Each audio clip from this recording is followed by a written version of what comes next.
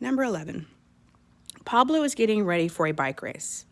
He rode his bike each day for 32 days. He rode his bike for 45 minutes each day. So here's what we're going to have to do in this problem, because it says, how many minutes did Pablo spend riding his bike to get ready for the race? So you have your 32 days, and each day was 45 minutes. So you are doing a multiplication because your minutes are going to increase because you have 45, and then the next day 45, and then the next day 45, and then the next day 45, all the way up for 32 days. So we're going to break this up. We're going to put our little box. And to break up the number 32 in its expanded form, I have a 30 plus a 2. That gives me what is in the ones column and what is in the tens column, because that 3 is equivalent to 3 tens, which is 30. Same thing for the 45.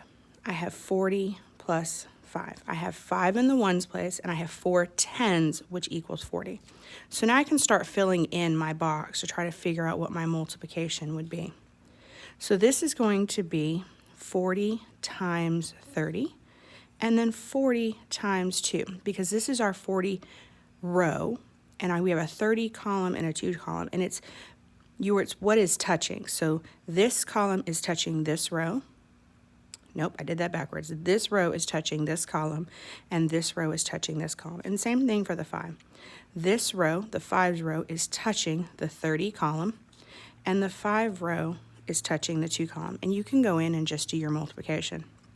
So 4 times 3 is 12, and I have 2 zeros. 4 times 2 is 8 with 1 0. 5 times 3 is 15 with 1 0. And 5 times 2 is 10. So now I have my partial products. I know that I have a 1,200. I have a 150. I have an 80, and I have a 10.